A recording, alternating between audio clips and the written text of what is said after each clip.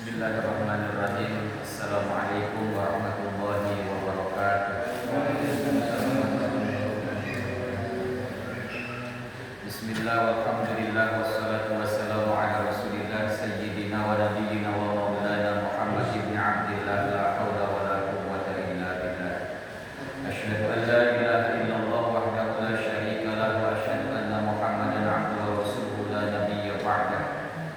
Allahumma shalli wa sallim wa karrim wa azim ala hadha nabiyil karim wa ala alihi wa ashabihi al-mujahidin al-zahirin. Subhanaka la ilma lana illa ma 'allamtana innaka antal alimul hakim. Allahumma rabbi shrah li sadri wa yassir li amri wa hlul 'uqdatam min lisani yafqahu qawli, amma ba'd. Hadratul mukarramin, segenap jamaah musalla Nurul Hidayah yang saya hormati dan mudah-mudahan kita semua senantiasa dirahmati dan diberkahi oleh Allah Subhanahu wa taala. Puji dan syukur marilah kita selalu panjatkan kehadirat Allah Azza wa Jalla di kesempatan malam yang mulia ini. Kita sama-sama bisa mengikuti salah satu kegiatan yang rutin biasa dilakukan, yaitu taklim. Mudah-mudahan keistiqomahan kita hadir di tempat pengajian menghantarkan kita mengakhiri kehidupan ini dalam keadaan husnul khotimah. Bapak-bapak hadirin jamaah sekalian yang saya hormati, hari ini bisa jadi tanggal terakhir di bulan Zulqa'dah, karena besok itu sudah masuk ke 1 Zulhijjah. Karena kalau kita lihat kalender itu Idul Adha, di kalender itu kan hari Rabu ya. Jadi kalau kita hitung dari mulai Senin besok, itu sudah masuk ke tanggal 1 bulan Zulhijjah. Bulan Zulhijjah itu salah satu di antara 4 bulan yang dimuliakan oleh Allah, arba'atul hurum. Dan di bulan Zulhijjah ini bergandengan dengan bulan Zulqa'dah. Kalau yang lain misah, gitu ya. Yang lain itu misah. Misalnya Rajab misah, Muharram misah.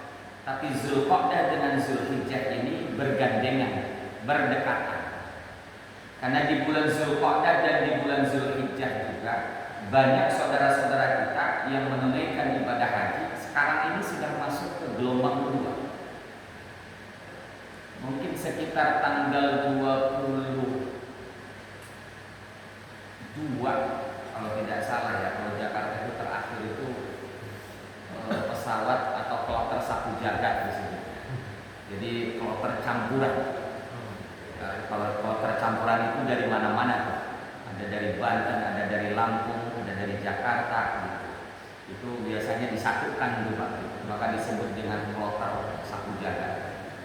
Jumlahnya berbeda dengan yang kloter-kloter sebelumnya. Dan hari ini juga alhamdulillah kita bersyukur di Bukit Waringin ada 2 ketua DKM ya, DKM Masjid Darussalam dengan DKM Mushola Al-Muhajirin yang berangkat. Dan kita doakan mudah-mudahan mereka yang berangkat Allah jadikan mereka haji yang mabrur dan mabrurah. Karena sepasang Pak, suami istri. Jadi kalau haji itu paling enak itu bareng, memang sendirian. Karena kita harus ngitung mie 40 Pak. Ya, kalau kita bawa istri kan enak Pak. Jadi ibadahnya double, gitu ya Pak. Nah, kalau biasanya orang yang ada di haji reguler itu biasanya paham. Ada istilah kamar barokah, biasanya dikhususkan bagi yang pasangan suami istri. Tapi ketika kita di Mekah ya nggak berdua Pak, kita satu kamar bisa 4 orang, 5 orang, laki-laki semua gitu. Disebut kamar barokah itu tertentu diberikan kesempatan bagi yang punya suami istri yang ingin mendapat pahala. Itu bedanya. Maka paling nikmat ketika bisa melaksanakan haji itu bareng-bareng. Nah bagi kita yang tahun ini belum bisa berangkat haji, tentu Allah menyiapkan saluran lain untuk memperbanyak pahala dan keutamaan dalam rangka memuliakan daripada bulan Zulhijjah. Bulan Zulhijjah ini sampai kemudian menurut Syekh Abdul Qadir Al-Jilani, bahkan juga menurut para ulama, bahkan di dalam kitab Durrah ini disebutkan man shoma hadhil ayyam akramahullahu bi asyrati asya. Siapa orang yang berpuasa pada hari-hari, maksudnya 10 hari nih Pak. Kita kalau puasa 10 hari, maksudnya puasa bukan 10 hari sebenarnya, 9 hari. Karena tanggal 10-nya itu kan kita ya, haram untuk melaksanakan puasa. Itu Yaumun Nahar atau Idul Adha gitu ya. Minimal dari tanggal 1 sampai dengan tanggal 9. Saya nggak pernah kalau 9 hari puasa di bulan Zulhijjah. Biasanya saya cuma puasa Arafah. Nggak apa-apa. Memang landasan dalil yang kuat itu memang kaitan dengan puasa Arafah kalau bicara. Tapi kalau misalnya puasa dalam konteks secara umum, itu sangat dianjurkan terutama di 9 hari di bulan Zulhijjah. Puncaknya nanti di tanggal 10 kita melaksanakan Idul Adha, sholat sunnah. Lalu kemudian tidak ada amalan yang paling istimewa pada Yaumun Nahar kecuali iraqatud dam, mengalirkan darah, maksudnya berkurban. Maka kata para ulama, termasuk juga Syekh Abdul Qadir Al-Jilani mengatakan bahwa siapa orang yang memuliakan bulan Zulhijjah ini terutama di 10 hari bulan Zulhijjah, maka Allah Subhanahu wa ta'ala akan memberikan kemuliaan kepadanya dengan 10 keutamaan. Yang pertama, al-barakatu fi umrihi. Ini yang pertama. Allah akan berikan keberkahan di dalam umurnya. Jadi siapa saja orang yang memuliakan, mengisi dengan amalan-amalan yang saleh di bulan Zulhijjah, terutama dari tanggal 1 sampai dengan tanggal 10, bahkan ayyam tasyrik sebenarnya, itu Allah Subhanahu wa ta'ala akan berikan keberkahan kepada umur kita. Berkah umur itu tentu yang dimaksudkan sesuai dengan makna daripada barakah itu ziyadatul khair, tambah-tambah kebaikan. Jadi orang disebut dengan barakah itu bukan pada sisi bilangannya sebenarnya, tetapi pada sisi kualitas kehidupannya. Artinya bahwa ketika seseorang itu dikatakan barokah, bukan persoalan kuantitasnya, tapi kualitasnya. Ketika orang hanya umurnya 40 tahun karena berkualitas, maka di balik 40 tahun itu dia banyak memberikan manfaat bagi orang lain. Maka siapapun orang, kata Syekh Abdul Qadir Al-Jilani, bahkan para ulama yang lain mengatakan, siapapun di antara kita yang mengisi di 10 hari terutama di bulan Zulhijjah ini, yang pertama Allah akan berikan keberkahan kepada umur kita. Di umur yang barokah, umur yang diisi dengan perbanyak ibadah. Jadi lebih banyak taatnya daripada maksiatnya gitu. Itu berarti umurnya barokah. Lalu yang kedua, waziyadatu fi malihi. Allah akan berikan tambahan. Maksudnya tambahan di dalam hartanya. Jadi hartanya akan meningkat, hartanya akan bertambah. Tentu konteks ini bisa dimaknai konteksnya secara lahiriah, harta kita itu nanti akan diberikan tambahan oleh Allah Subhanahu wa ta'ala dari jalan yang tidak kita sangka-sangka. Catatannya kita memuliakan dengan mengisi amal soleh ya di 10 hari di bulan Zulhijjah ini. Wal hifzu fi ayalihi. Yang ketiga, Allah Subhanahu wa ta'ala akan menjaga keluarga kita. Allah akan jaga keluarga kita dari berbagai macam musibah dan bencana, penyakit termasuk juga. Maka Bapak Ibu sekalian yang saya hormati, kita kadang-kadang dalam kehidupan itu paling tidak mengenakan kalau itu terjadi sama keluarga kita, sama anak misalnya kan. Misalnya ketika anak kita mondok, lalu kemudian ada perasaan gak betah pengen pulang, itu hati itu Pak, terus terang kepikiran terus, ya. Gitu. Atau ketika anak sakit, kepikiran terus, gitu. Siapa sih orang tua, ibu ataupun bapak, yang kemudian dirinya gak peduli dengan anaknya? Pasti semuanya peduli Pak. Pasti ada rasa sayang dalam diri ataupun hati orang tua. Karena sayangnya orang tua kepada anak itu tak terbatas. Sesakit-sakitnya orang tua, apalagi ibu, ketika anaknya itu memiliki kesalahan lalu dirinya meminta maaf, pasti dia akan maafkan. Makanya dulu seorang alqamah itu kan mengucapkan kalimat tauhid saja susah. Kenapa? Karena memiliki kesalahan kepada ibundanya. Tetapi sesakit-sakitnya ibundanya, kalau kemudian anaknya itu akan berakibat celaka akibat dirinya tidak ada keridhaan yang diberikan kepada anaknya, maka pada saat itu Rasulullah Shallallahu Alaihi Wasallam mengutus para sahabat untuk memintakan maaf dari ibu untuk anaknya yang bernama Alqamah. Maka pada saat itu ketika tidak mau memberikan maaf kepada anaknya, lantas kemudian Nabi memerintahkan kepada para sahabat untuk mengumpulkan kayu bakar, mau dibakar.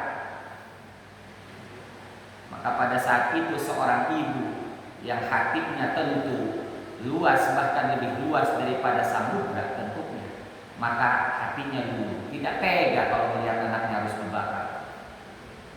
Maka Bapak Ibu jamaah sekalian yang saya hormati, wal hifzu fa'iyali, keutamaan yang ketiga yang akan didapatkan oleh orang yang memuliakan, terutama mengisi di 10 hari di bulan Zulhijjah ini, Allah akan jaga keluarganya. Wa takfiru lisayyi'atihi, lalu kemudian Allah akan menghapus segala keburukannya, kejelekannya. Jadi arahannya kita, dorongannya kita itu kecenderungannya kepada ketaatan. Jadi Allah akan bimbing kita, Allah akan arahkan kita kepada sesuatu yang menurut Allah itu akan menghantarkan kepada keridhaan Allah Subhanahu wa Ta'ala. Jadi dorongannya kita senang ke masjid, senang ke mushola, senang ke pengajian, senang bantu orang. Pokoknya segala macam kebaikan kita senang. Dan dorongan ke arah sana itu kuat, sehingga dengan demikian takfirul sayyi'at, itu akan menghapus kejelekan ataupun kesalahan-kesalahan yang telah kita lakukan. Wa tad'ifu li hasanatihi, Allah akan lipat gandakan pahalanya, kebaikannya yang dilakukan di 10 hari di bulan Zulhijjah ini. Maka Bapak Ibu, perbanyaklah kita berbuat amal soleh di bulan Zulhijjah ini. Bahkan bulan Zulhijjah ini juga terutama kita kenal dengan puasa Arafah, ya, puasa Arafah. Tapi umumnya bagi kita, terutama yang sering mengikuti pengajian kalangan-kalangan pesantren, biasanya puasanya itu puasa tanggal 8 dan 9. Ya, puasa tarwiyah dengan puasa Arafah. Ya, puasa tarwiyah dengan puasa Arafah. Syukur-syukur kalau kata Mbak Maimun mah di tanggal 1 gitu Pak. Besok tuh tanggal 1 hari Senin. Mudah-mudahan sudah ada sidang isbat. Hari ini kan sidang isbat. Nah, jadi dapat double tuh Pak. Tanggal 1 bulan Zulhijjah, ya, lalu yang kedua hari Senin gitu Pak.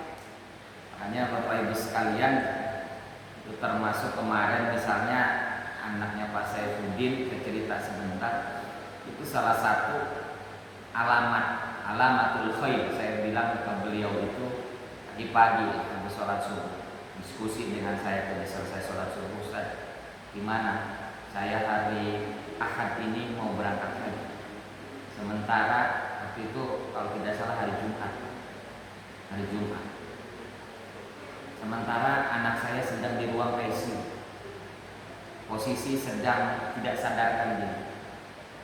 Saya sampaikan ke beliau, pertama kita harus berhusnuzon, pokoknya baik sangka aja, baik sangka aja sama Allah, bahwa di balik ini pasti Allah memberikan yang terbaik. Maka ketika minta dibacain Fatihah dengan jamaah, saya selalu sampaikan kita minta yang terbaik menurut Allah, bukan menurut kita. Ternyata Allah panggil sebelum beliau berangkat, pas 2 hari sebelum keberangkatan, hari Jumat.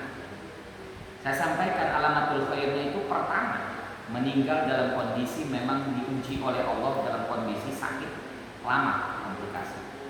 Yang kedua, meninggalnya itu hari Jumat.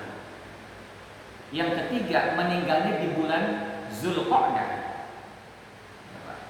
Yang keempat, yang menyolatkannya, ya, yang nyolatinya banyak Pak. Dan kebetulan Jumatnya juga Jumat hari libur, ya kan Pak ya, Jumat libur. Jadi sederhananya kita mengukur kita baik ataupun tidak, lihat akhirnya saja Pak. Kita masuk husnul khotimah atau kasul khotimah itu kelihatan Pak, secara lahiriah. Secara lahiriah itu kelihatan. Makanya ketika seseorang dalam kondisi diuji oleh Allah, lalu dirinya sabar. Makanya Pak sebenarnya idealnya kalau kita nengokin yang sakit, bukan kita yang mendoakan si yang sakit, tapi yang sakit ngedoain kita sebenarnya. Dan kita mau ngedoain yang itu kan, harusnya yang sakit tuh ngedoain. Kenapa? Yang sakit itu sebenarnya Pak, diujinya kesabarannya, sabar atau tidak? Karena sebenarnya kalau kata guru saya, yang kita minta itu bukan sembuhnya sebenarnya ketika kita sakit, tapi minta dikuatkan dalam kesabaran. Jadi kalau kita kan ketika sakit yang dimintain kan kesembuhannya, bukan kesabaran dalam posisi kita menghadapi ujian dan cobaan berupa sakit. Karena kalau seseorang ketika pada posisi dirinya sedang diuji berupa sakit, sabar, lulus Pak. Hakikatnya dia adalah orang yang terbaik menurut Allah Subhanahu wa Ta'ala.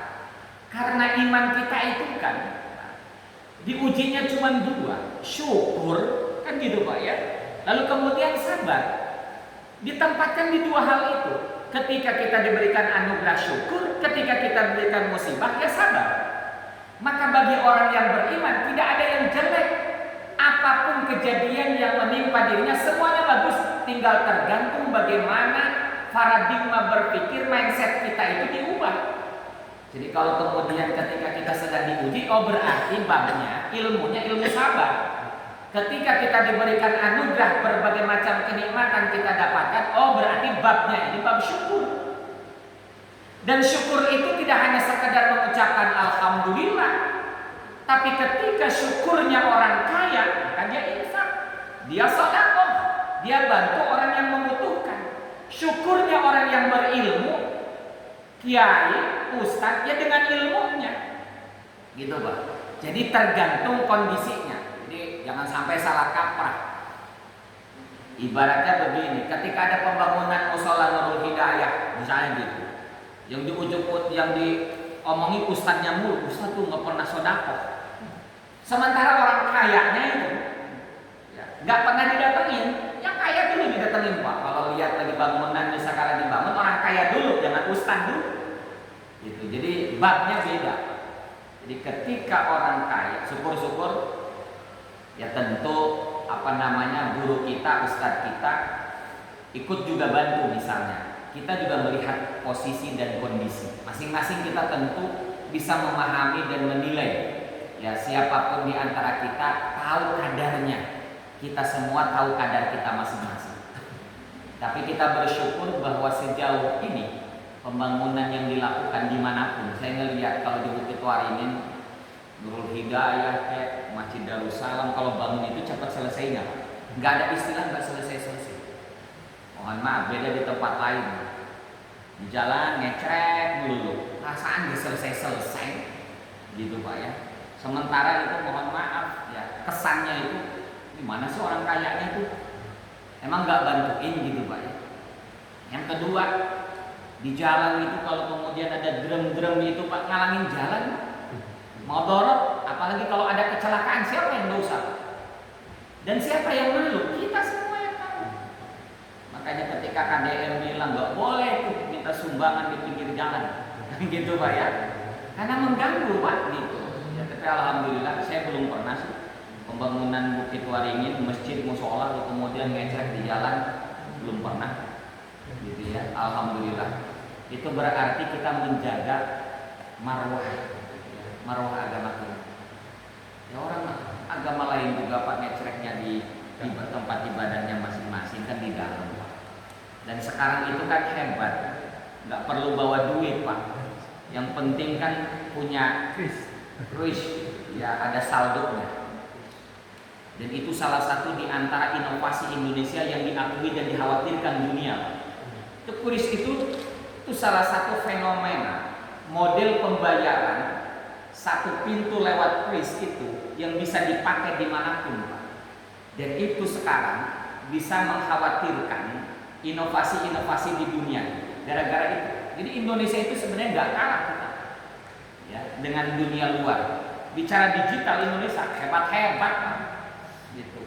Hanya saja kadang-kadang yang hebat itu kadang-kadang nggak dihargai, nggak dimanfaatkan. Padahal di tempat lain Masya Allah Pak. Ya itulah orang Indonesia. Maka orang Indonesia itu pintar-pintar. Persis ketika saya ketemu dengan seorang imam di Maroko. Ciri khas orang Indonesia dua kata beliau. Satu, orangnya pintar-pintar. Itu kata beliau. Yang kedua, orangnya itu ramah dan penurut. Itu ciri orang Indonesia. Saya tanya dari mana Ustaz antum tahu orang Indonesia itu ramah dan penurut? Ketika saya melaksanakan haji, ketemu orang Indonesia mukanya itu penuh dengan senyum. Lalu kemudian ketika diarahkan sama askar harus ke arah anu, dia ngikutin. Beda dengan yang lain. Itu Pak, orang Maroko aja mengakui orang Indonesia itu begitu. Maka kita patut bersyukur. Bahkan dalam sebuah penelitian itu beberapa waktu yang lalu dipublish, Indonesia itu, masyarakat Indonesia itu termasuk dalam kategori masyarakat yang paling dermawan di antara negara-negara lain. Orang kita itu orang dermawan Pak sebenarnya. Jadi kita harus bersyukur, jangan melihat korupsinya doang gitu. Dermawannya Pak, visionernya itu Indonesia. Makanya alhamdulillah kita bensin kagak naik kan gitu. Negara-negara lain itu kemarin luar biasa gitu. Walaupun imbasnya tetap ada, tapi tidak terlalu dibandingkan dengan yang dikhawatirkan. Nah ini juga bagian daripada yang patut kita syukuri. Nah Bapak dan hadirin jamaah sekalian yang saya hormati, wa tad'ifu li hasanatihi wa tashilu li sakarati mautihi. Keutamaan lain dari kita memuliakan, artinya mengisi di bulan Zulhijjah, terutama di 10 hari di bulan Zulhijjah itu. Keutamaannya adalah Allah akan memberikan kemudahan ketika kita menghadapi sakaratul maut. Dan sakaratul maut itu kemudian pada posisi penentu Pak. Inilah sesungguhnya ujian yang paling berat yang dihadapi oleh anak cucu Adam ketika menghadapi yang namanya sakaratul maut. Maka saat itulah setan beserta bala tentaranya akan berupaya untuk memalingkan ketauhidan kita, keyakinan kita kepada Allah Subhanahu wa Ta'ala ketika sedang sakaratul maut. Kenapa? Makanya dalam konteks ahli sunnah wal jamaah, khususnya masyarakat yang Nahdlatul Ulama, itu rata-rata kita mentalkin orang yang mau meninggal dunia, ngebimbing gitu bahasa kitanya, nuntun Pak, diingetin di telinganya, ya, diingetin di telinganya. Makanya kalau kata Gus Baha, kalau pada kondisi sangat-sangat kritis, maka talkinnya itu, karena dalam hadis lakinu mautakum, talkinkan oleh kalian kepada orang yang mau meninggal dunia. Sebenarnya posisinya karena ini singkat tapi menentukan. Maka kata Gus Baha, ketika pada posisi kritis seperti itu, tidak usah kita mengucapkan kalimatnya yang panjang, la ilaha illallah, misalnya begitu. Karena dikhawatirkan pada kondisi misalnya ketika mengucapkan la ilaha lalu dicabut Pak, berarti tidak ada Tuhan. Kan begitu Pak. Maka kata beliau, ketika pada kondisi kritis, langsung ucapkan, bimbing dalam telinganya dengan ucapan Allah, Allah, Allah. Ya. Jadi dikhawatirkan, ini bagian daripada ikhtiar. Tapi kalau kondisinya memang kita tahu masih bisa ngikutin kita, maka itu yang kita ajarkan, yang kita tuntun. La ilaha illallah Muhammadur Rasulullah. La ilaha illallah Muhammadur Rasulullah. Tapi kalau ada kondisi sudah genting begitu, maka cukup dengan ucapan yang sempurna saja. Allah, Allah, Allah, Allah. Makanya bapak-bapak sekalian, ketika kita sholat saja, andaikan hati kita ini suka melayang kemana-mana. Ini saya dulu pernah diajarin ketika bab cara sholat khusyuk. Itu salah satu diantaranya Pak. Di samping dengan at-tafahum, paham terhadap apa yang diucapkan, lalu supaya ngebimbing hati kita agar senantiasa ingat terus tuh Pak, maka ucapkan kalimat Allah, Allah, Allah. Insya Allah tuh Pak, yang namanya waswas, yang namanya pikiran melayang kemana-mana itu lambat laun akan hilang. Gitu. Di samping tentu kita ya mentadaburi ucapan apa yang dibacakan, andaikan itu dalam konteks sholat jahat. Pernahkah kita ketika kita sholat sendiri saja Pak, itu Fatihah dimaknain saja? Ini jangan-jangan kita sudah ngaji puluhan tahun, ketika ditanya udah ngerti belum itu terjemahnya basmalah atau Fatihah, jangan-jangan kita belum tahu juga. Itu hal yang fundamental Pak, hal yang sederhana. Ya. Bismillahirrahmanirrahim misalnya gitu, dengan menyebut nama Allah yang Maha Pengasih lagi Maha Penyayang. Kan gak harus diterjemahkan di dalam hati, tapi kita mentadaburi Allah itu zat yang Maha Pengasih dan Penyayang. Misalnya begitu. Itu dalam kerangka apa? Dalam kerangka menghantarkan kepada kekhusyuan. Khusyuk Pak. Khusyuk itu bukan berarti tidak ingat. Misalnya ada suara petasan dar-der-dor, lalu ditanya saking khusyuknya, tadi dengar gak suara petasan? Enggak, saya saking khusyuknya. Bukan, bisa jadi dia sedang melayang, gak dengerin. Khusyuk itu bukan berarti tidak ingat apa-apa, bukan Pak, gitu ya. Khusyuk itu dalam konteks ketika kita ibadah, itu apa yang kita laksanakan, apa yang kita lakukan, kita memahami esensi dari apa yang kita lakukan, baik dalam konteks ucapan maupun gerakan. Maka dalam sholat itu kan ada 3 rukun yang wajib kita lakukan, tidak boleh tidak. Rukun qalbiyah, rukun qauliyah, sama rukun fi'liyah, kan gitu Pak. Rukun qalbiyah yaitu niat Pak, niat dalam hati. Maka sering kita ulang-ulang, kalau usolli itu ma'at talafud bin niat, melafazkan niat, bukan niat. Kalau niat itu ketika hati nih, ketika kita mengucapkan takbiratul ihram, Allahu Akbar, hati, niat saya sholat maghrib karena Allah. Kalau mau panjang, misalnya kan gitu, kan ada orang takbiratul ihramnya panjang Pak, saking memasukkan niat saya sholat maghrib 3 rakaat madhab kiblat, misalnya gitu, jadi makmum karena Allah, panjang Pak. Tapi kalau kita niat saya sholat maghrib karena Allah, orang sudah makmum Pak, maghrib itu berapa rakaat sih? Pasti 3 rakaat. Ngadepnya kemana sih Pak? Pasti ke kiblat. Kan ibaratnya begitu Pak. Jadi kan kadang-kadang ada, saya di kampung tuh ada imam tuh yang lama gitu, sampai takbiratul ihram aja kayak mau ngadepin siapa gitu. Ya, kenapa? Karena ada was-was.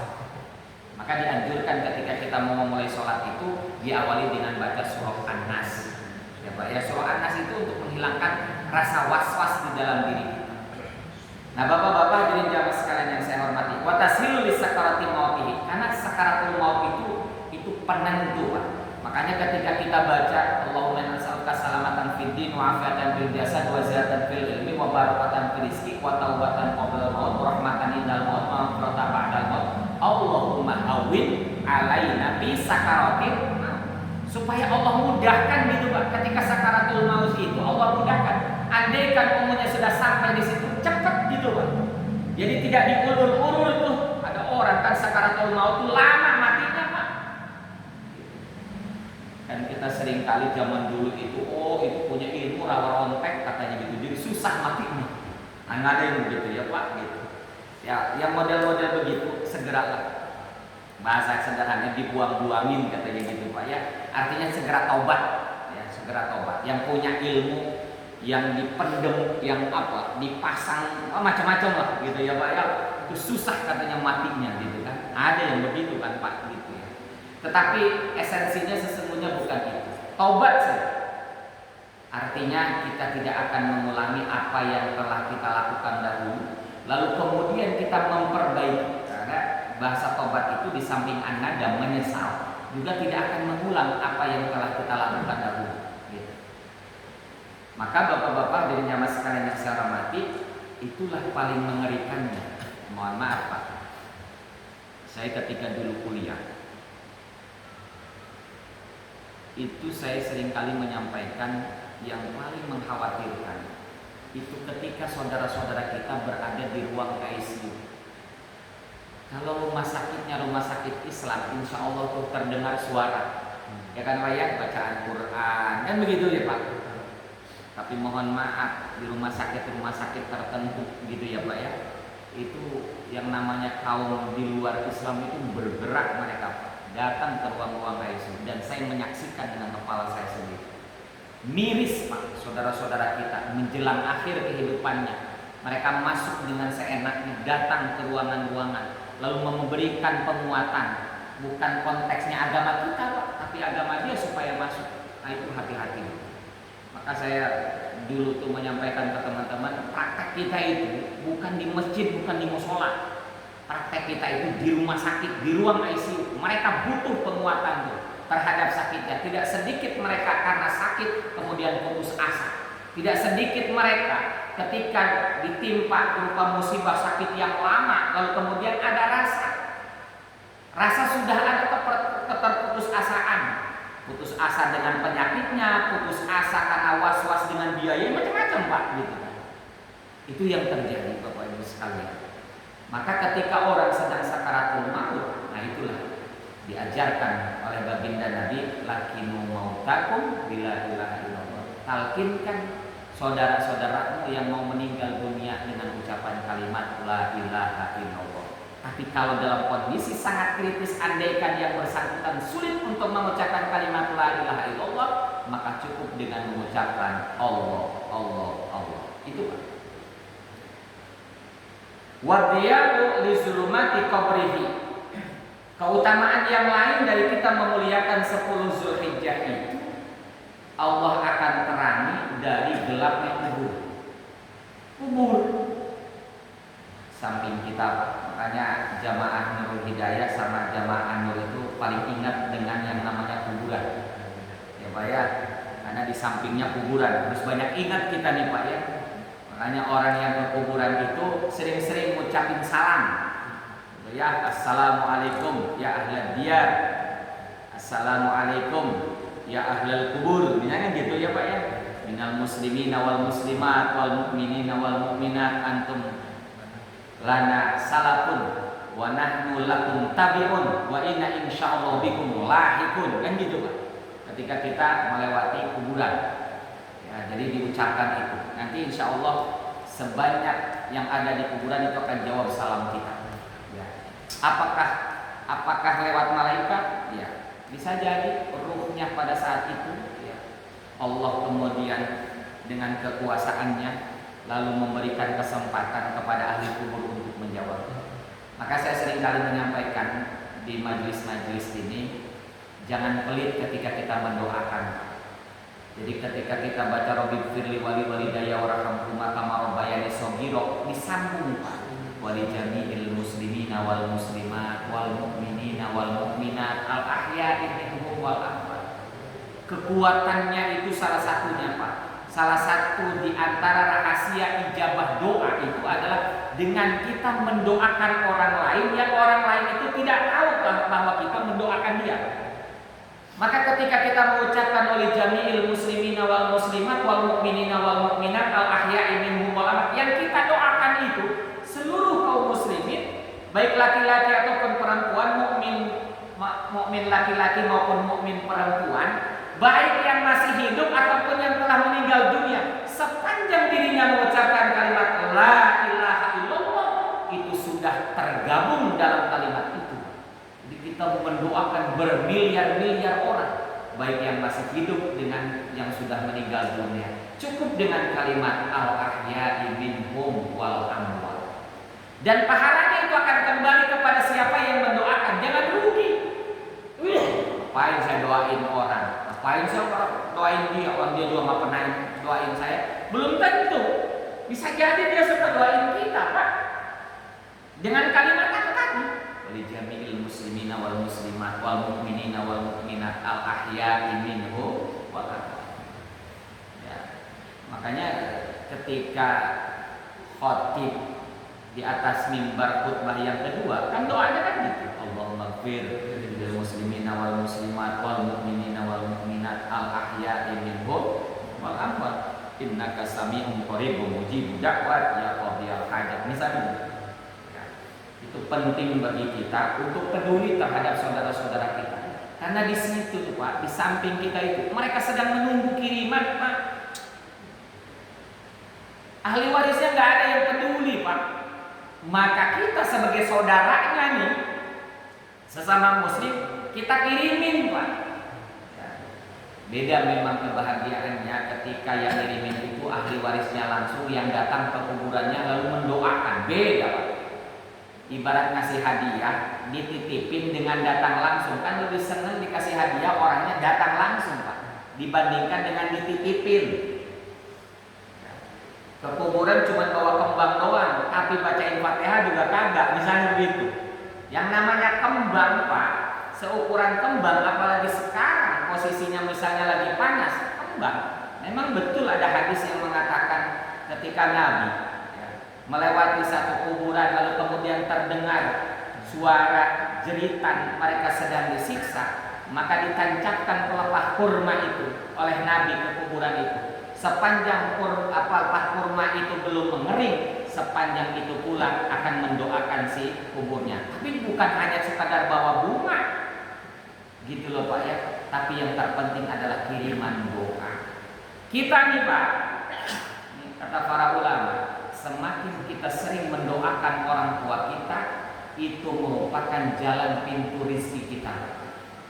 Jadi sesungguhnya pintu rezeki itu tidak susah Pak. Gak usah datang ke Gunung Kawi misalnya. Kalau yang muja itu macam-macam kan gitu Pak ya. Cukup datang ke keramat hidup kita kalau yang masih hidup. Ya, cukup datang ke makam di mana orang tua kita dikubur. Doakan. Karena pada akhirnya kebaikannya itu akan kembali kepada kitanya Pak. Itu rumusnya Bu.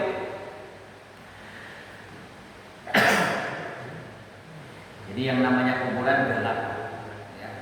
Dan kita tahu ukurannya cuma 2x1 Pak.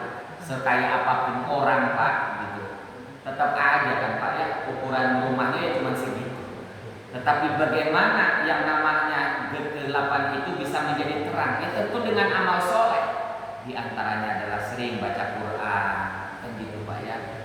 Maka salah satu di antara fadilah yang namanya surah Al-Mulk, itu salah satunya adalah kebiasaan kita yang mengistiqomahkan, maka Allah akan jauhkan dia dari yang namanya siksa kubur.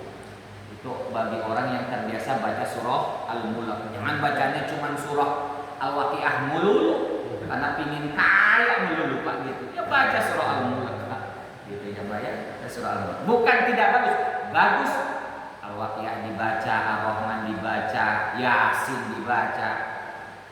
Kalau saya Yasinnya Yasin Fadilah ya, saya jarang baca Yasin biasa. Yasin Fadilah ini sekali baca, tapi pahalanya seperti baca Yasin 40 kali ya. Itu saya dijazahkan sama salah seorang guru ya, dosen kiai di perguruan tinggi ilmu Al-Quran ya, PTIP Jakarta. Itu kiai itu langsung kita tuh diijazahin. Jadi di ayat pertama Yasin dibaca 7 kali, nanti di kalimat dzalika taqdirul azizil alimnya dibaca 14 kali, lalu nanti di kalimat salamun qaulam mir rabbir rahim dibaca 16 kali, lalu kalimat awarisal ladzi khalaqas samawati wal arda biqadirin ala ayakhluqa mislahum bala dibaca 4 kali. Kata Syekh Al-Buni, siapa orang yang membaca Yasin dengan pola semacam itu, maka baginya akan mendapatkan pahala seperti pahala membaca Yasin 40 kali. Di Yasin dibacanya begitu Pak. Kalau umumnya kita kan baca Yasin sekali aja kan begitu Pak. Kalau saya baca Yasin seperti itu. Walaupun tahlilan, kalau saya nggak mimpin gitu Pak ya, saya baca seperti umumnya saya istiqomahkan gitu. Gitu Pak ya. Ada kenikmatan tersendiri ketika kita mengamalkan itu. Dan amalan itu yang sering ya kemudian bisa menolong dalam kehidupan kita. Rasanya setiap kesulitan ada aja jalan keluarnya, ada aja orang yang bantuin. Karena Yasin itu hebatnya begitu kan, di tafsir Yasin itu tergantung siapa yang meniatkannya. Kalau kita niatnya adalah untuk kesuksesan, apapun itu insya Allah Allah akan berikan kesuksesan. Ketika ditimpa musibah, lalu kemudian Allah ingin ya jadikan musibah itu menjadi keberkahan untuk dirinya, pasti orang itu akan ada yang namanya rasa syukur dengan musibah. Kenapa? Karena kita diingetin. Kan begitu Pak. Maka bapak-bapak dan jamaah sekalian yang saya hormati, beda ketika kita mengistiqomahkan apapun itu bacaan. Karena bacaan itu suatu saat pasti akan menjadi sesuatu yang menolong kita. Gitu. Yasin kalau kita istiqomahkan, saya praktekkan itu sederhana Pak. Ketika di kereta, saya baca itu aja. Baca biasalah ya, biasa pagi-pagi itu mungkin yang biasa baca wiridan pagi dan petang. Kalau saya bacanya wirdul latif, baca wirdul latif, mirip-mirip lah gitu ya. Lalu karena saya diijazahkan sama guru wirdul latif, jadi saya pakai wirdul latif aja setiap pagi. Lalu yang kedua, karena di dalamnya itu persis sama kayak model rotib Pak, kumpulan doa-doa Pak secara tersusun rapi. Lalu setelah itu baca ayat 5, ayat 7 dan ayat 15. Habis selesai itu baca Yasin Fadilah. Itu plong Pak, kita ke kantor tuh rasanya nih kalau kita ke kantor belum baca itu tuh Pak, utang Pak. Kenapa? Karena sudah diistiqomahkan. Nah kita nih andaikan kita punya wiridan yang sejenis, kan kalau kita tinggalkan rasanya kita punya utang. Dan kalau itu sudah terjadi, sudah mendarah daging pada diri kita, melekat pada diri kita, yang ada kenikmatan Pak. Yang ada kenikmatan. Sama ketika Bapak setiap malam itu tahajud, lalu pernah dalam satu malam tiba-tiba saking capeknya ketiduran, tiba-tiba pas bangun ternyata subuh misalnya. Kan ada rasa nyesel ya Pak. Menyesal, andaikan saya harus ganti, saya mau ganti sebenarnya gitu. Kenapa? Karena itu amalan yang sudah diistiqomahkan. Amalan yang sudah diistiqomahkan itulah amalan yang ampuh Pak. Bahasanya itu. Beda orang ketika misalnya mau fasih kayak apapun, baca misalnya ayat kursi, tapi nggak pernah dibaca, hanya sesekali doang dibaca. Dengan orang yang setiap waktu, 5 waktu dia baca, beda Pak. Kualitasnya, kalau bahasa sederhananya kalau kita ibaratkan itu seperti pisau yang terus diasah. Jadi kalau bacanya Yasin terus dibaca, suatu saat Yasin itu akan menjadi senjata buat kita. Ayat kursi akan menjadi senjata buat kita di saat ada rasa takut pada sesuatu, pada kondisi, baca itu, banyakin itu akan menguatkan kita. Dan pasti di balik itu ada sirnya Pak, ada rahasianya, ada asrornya yang nanti akan kita rasakan pada saat kita membutuhkan. Bapak-bapak hadirin jamaah sekalian yang saya hormati, yang lain ya, wa taskilu limizanihi, keutamaan yang lain, siapa orang yang memuliakan 10 hari di bulan Zulhijjah ini, maka Allah akan memberatkan pada timbangan amal kita. Fa amma man saqulat mawazinuhu fa huwa fi 'ishatir radiyah. Diberikan kehidupan ya. Karena dengan penuh keridhaan dia melakukannya itu tentu dalam konteks kebaikan, maka tentu 'ishatir radiyah, kehidupan yang diridhoi oleh Allah Subhanahu wa taala. Maka orang yang memuliakan di 10 hari terakhir ini, salah satunya adalah diperberat timbangan amal. Ya, diperberat timbangan amal. Wan najatu min darakatihi, diselamatkan dari yang namanya siksa api neraka. Wa su'udu 'ala darajatihi, lalu kemudian akan dinaikkan derajat kemuliaannya di sisi Allah Subhanahu wa taala. Maka Bapak-bapak hadirin jamaah sekalian yang saya hormati, jangan lupa ya, terutama nanti pada hari Selasa depan ya, Selasa depan tanggal 9 Arafah. Syukur-syukur kita mulainya dari hari Senin Tarwiyah. Tarwiyah Arafah pas tuh Pak. Andaikan kita bisa melaksanakan itu, Masya Allah, Allah akan berikan keutamaan. Siapa orang yang berpuasa ya, pada hari Arafah, Allah akan ampuni dosanya 2 tahun. 1 tahun yang telah lewat, 1 tahun yang akan datang. Yang dimaksudkan itu ya, ada ulama yang menafsirkan orang itu akan dipanjangkan umurnya 1 tahun ke depan. Ada yang memaknainya itu. Makna yang kedua, bahwa yang dimaksudkan dengan sanatun mustaqbalatun itu, tahun yang akan datang itu artinya orang yang ketika dia selesai melaksanakan puasa Arafah dan puasanya diterima, Allah akan jaga dia 1 tahun ke depan dari perbuatan-perbuatan yang melanggar aturan Allah Subhanahu wa taala. Dibimbing begitu Pak maksudnya. Sehingga dia akan terhindar daripada perbuatan dosa. Maka Bapak Ibu hadirin jamaah sekalian yang saya hormati, jangan lupakan ya, terutama di 10 hari ini ya, terkhusus lagi 9 hari, andaikan yang berkenan untuk puasa silahkan puasa. Kalaupun tidak puasa diupayakanlah Pak, Senin Kemisnya, dan apalagi nanti di pekan berikutnya, Senin itu dengan Selasa itu puasa Tarwiyah dengan puasa Arafah. Jika saudara-saudara kita di sana di Arafah mereka sedang wukuf, maka kita di sini sedang berpuasa. Setan itu paling benci, setan menangis sejadi-jadinya dengan sebab adanya hari Arafah, di mana umatnya Rasulullah yang sedang berhaji, sedang wukuf diampuni dosa-dosanya oleh Allah, dan yang tidak berhaji melaksanakan puasa Arafah dengan puasa Arafah dosa-dosanya diampuni oleh Allah Subhanahu wa taala. Maka yang namanya setan menangis sejadi-jadinya. Bayangkan dia sudah menggoda sekian bulan, terhancurkan hanya cukup dengan seseorang ketika puasa Arafah, puasanya diterima, dosa-dosanya diampuni oleh Allah Subhanahu wa taala.